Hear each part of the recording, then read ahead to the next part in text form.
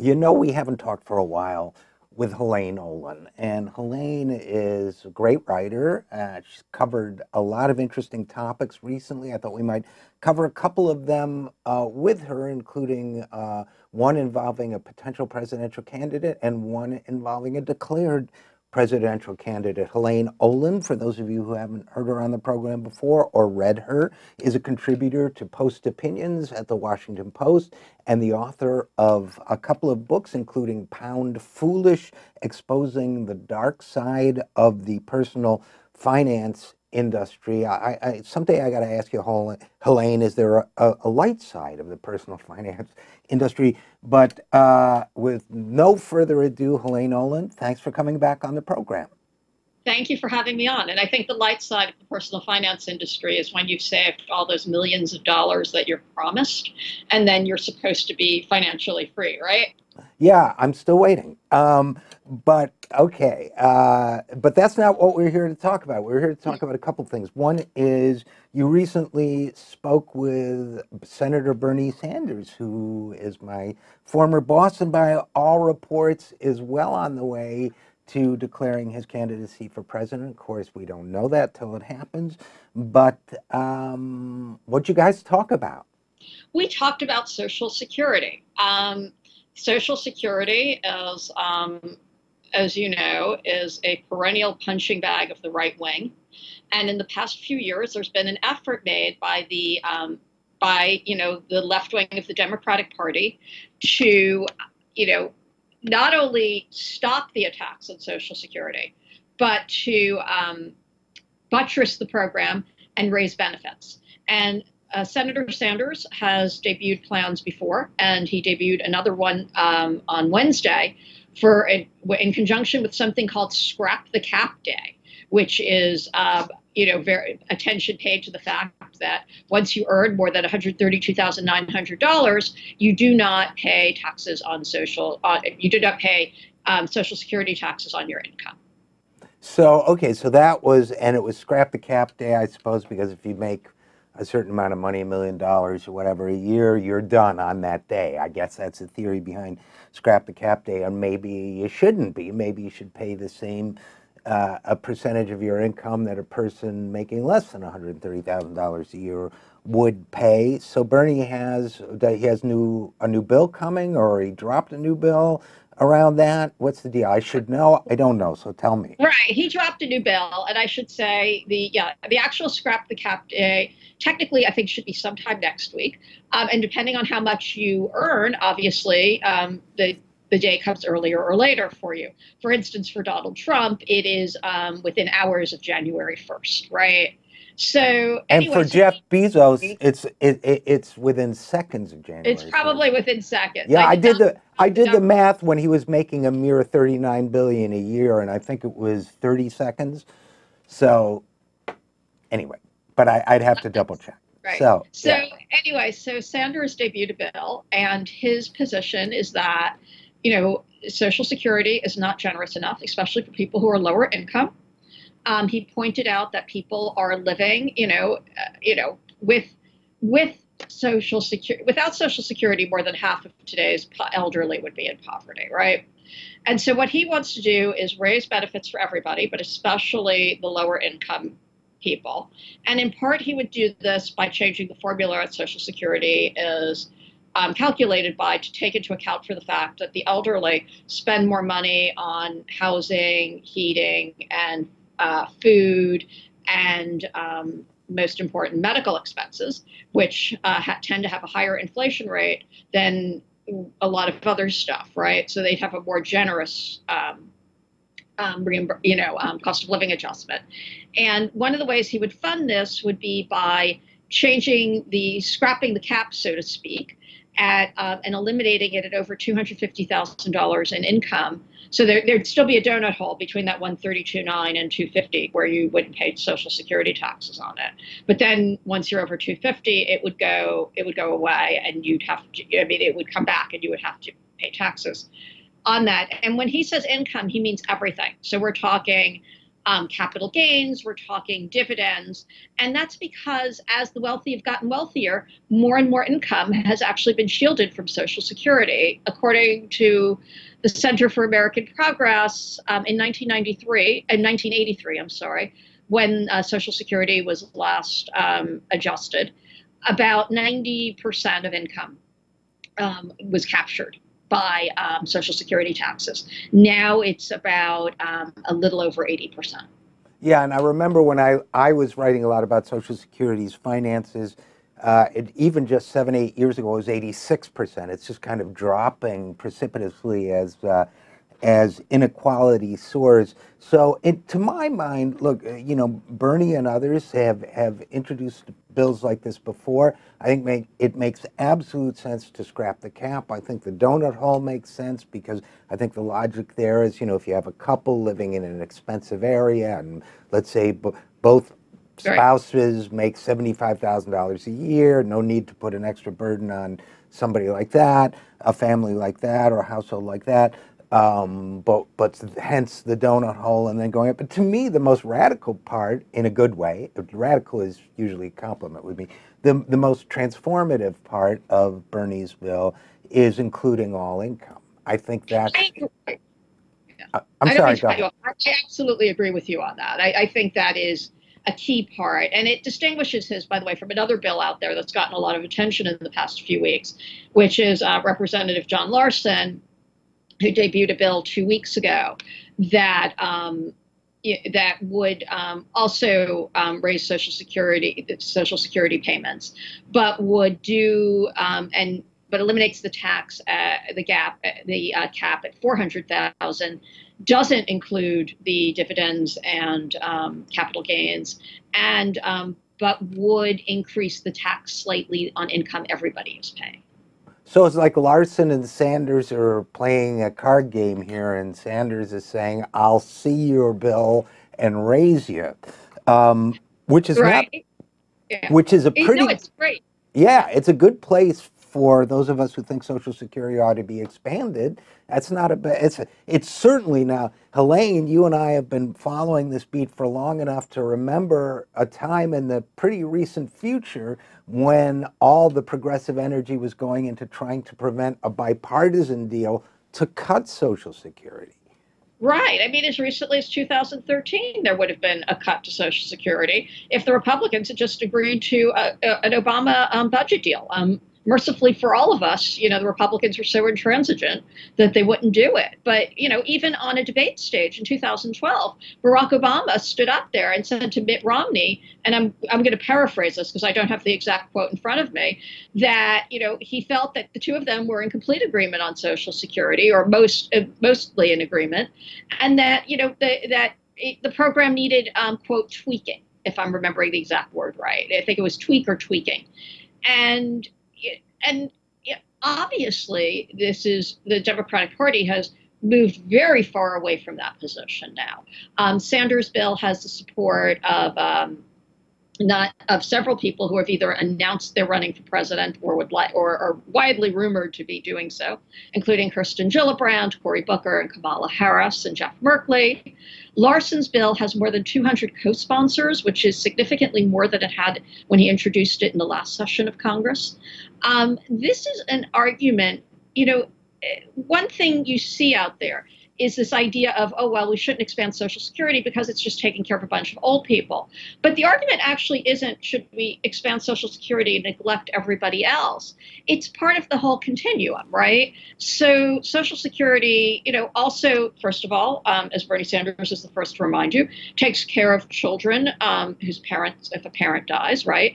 And in fact, one of the things his bill would do is help keep them on Social Security till they're 22 if they're going to college or attending vocational school. Right now they get cut off at 18.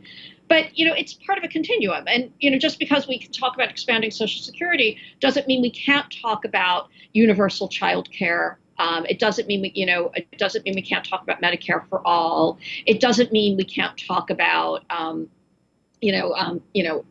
debt-free college or free college, whatever your preference is, and so on down the line. I mean, these are all things that are taking bites out of Americans' financial security and making our lives much more precarious than they had been in the past.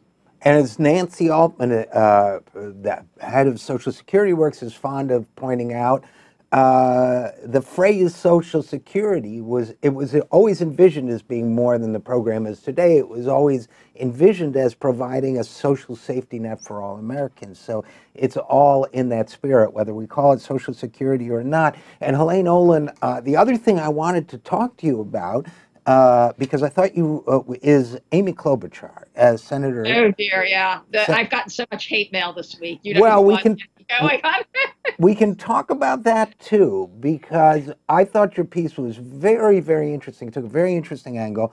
Now, Amy Klobuchar declared her candidacy for president. Stories came out around the same time. Very well sourced, I would say, saying that she was quite a bully, quite a tyrannical boss, really abusive to her staff. And then almost immediately there was a backlash, as you know, saying that this was sexism, that a man would never be the subject of stories like these or criticisms like these. And, you know, I mean, it's complicated. There were reports that John McCain was a bully to his staff as well, for example. Horrible bully, actually, but some might argue those reports didn't come until his profile was much higher than Klobuchar's and so on. But you basically, well, I don't want to paraphrase. What was the thesis of your column, which of course I read, but I'd rather have you state it, on Klobuchar? Yeah. And I should just say, by the way, there were also, exposés claiming McCain wasn't so nice to his wife either, right? Oh, yeah. The thesis of my article is that we have a bully problem in our society, right? Donald Trump's emergence didn't come from, and his celebrity didn't come from nowhere, right? In fact, for several decades, and probably really even more, we've had this kind of worship of this personality type that could best be called a bully, and a high tolerance for it. This sort of take charge, I'll do anything it takes, sometimes physically aggressive, often male, but not always, persona, right? Steve Jobs was a notorious office bully. Right. Steve Ballmer at Microsoft is reported to have thrown furniture at subordinates. He denies it, by the way. I have to say that. And you can go on and give examples. Remember Chainsaw Al, who died actually a few weeks ago, the former CEO of Sunbeam, who would like boast about how hard he was on employees and how he loved firing people and whatnot.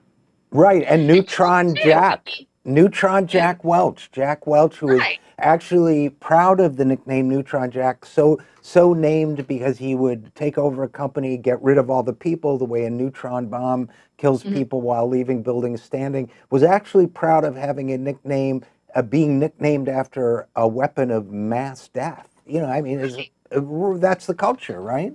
Right, and thank you for reminding me of that example, by the way. Now I feel bad I didn't put it in my article. But the point is there's so many of these guys, right? And occasionally women. And so anyway, there have been rumors about Klobuchar for years. And my standard of rumor is I am in New York, and I had heard them a while back. So by definition, these have been around for a while, right? This is not like something that just popped out of nowhere, which is one of the things defenders are now trying to claim. And anyway, so, the stories came out that she mistreated staff. And by mistreated staff, I mean throwing stuff at staff, being verbally abusive, threatening to fire people, humiliating them. And then after I published my column, actually Yahoo came out with yet another story saying that she would call, if staff left and got another job, she would call potential employers and tell them not to hire this person, okay?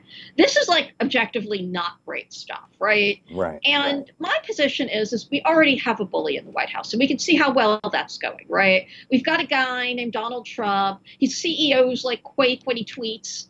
I mean, this is not good, right? And secondarily, we have this tolerance for this in our society. And it's not just CEOs. You see it when you go to children's sporting matches and people, there's been documentation that, bullying of coaches and bullying of referees has increased. We see it at, you can see it on reality television. I mean, these shows, I mean, you know, are all but bonanzas of bullying behavior, of backstabbing, of, you know, bad mouthing, of attempting to bully people, for lack of a better word. And I think at a certain point we have to say, what is going on here? What is wrong with us that we really are sort of attracted to this behavior on one level?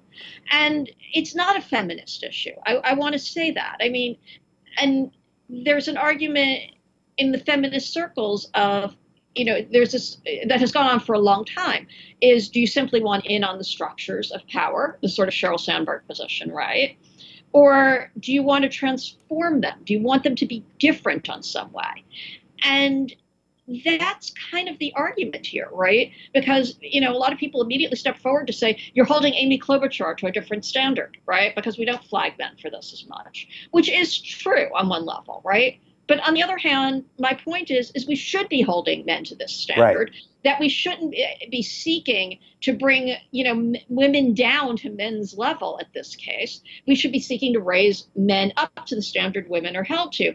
Because in fact, and this is the other argument, is that, you know, we might not say women are, you know, made of sugar and spice and everything nice anymore like we used to when, you know, when I was a kid or you were a child. But we still have these kind of tropes that women are better than men on some level, right? That, you know, women are more collaborative and that women start wars less and all this sort of stuff that I always say makes you feel better about your second tier status. Because there's actually not tons of evidence a lot of this is totally true. Women do seem to be somewhat more collaborative, but in fact, objective studies of power in Europe have shown that the only way to really study this, by the way, is to look at queens who have inherited thrones, because we've had so few female leaders over the years otherwise, is that women are actually more likely to start wars than men, which is kind of fascinating and like the thing you'd never think you would find.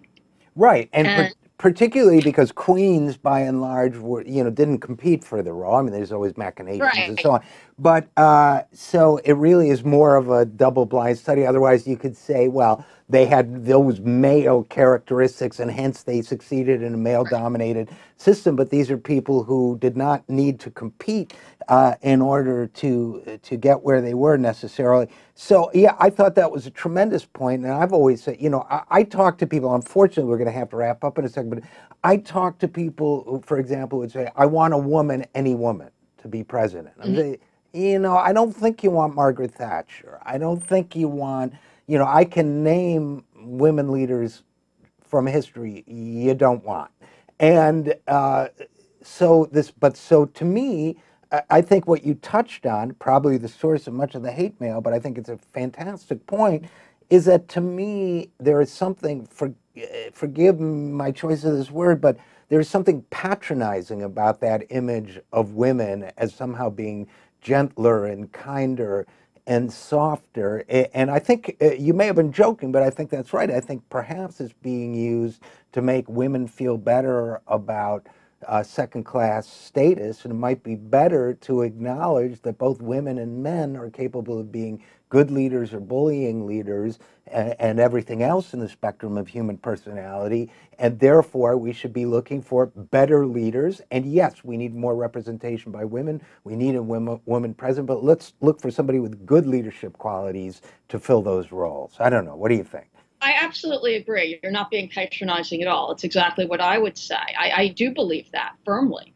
I think this is, as I said, I joke about it, but I'm not kidding, right? This is something, I mean, this is pretty typical, right? You want to rationalize what you don't have on one level, right? So we don't have it because we're nicer. You know, we don't want power as much. This is just BS. It's rationalizing a second-tier status. You know, as for the nicer part, I always joke, you know, go back to 7th grade or go hang around a PTA meeting and then call me up and tell me how much nicer women are than men. I mean, this is like, come on. I mean, I love my fellow women, but let's be real. We're all people here. And, you know, and similarly, not all men are bullies. I mean, there's plenty of nice guys out there. You're a nice guy. I like to think so. I like to think so. I mean, come on. I mean, it's ridiculous. And unfortunately, unfortunately, Helaine, we're going to have to leave it there. As far as what you just said, I agree with you. Part of me wants to say I emphatically agree with you, and part of me wants to say what Joe Namath said when he was asked a political question in my presence, which is, "Old Joe ain't going there." You know, I mean, I feel like I'm in enough trouble. Old Eskow ain't going there. But I hear you, and I really appreciate what you have to say on both these topics. And as always, great to talk to you, Helaine Olen. And as always, thanks for coming on the program. Great to talk to you too.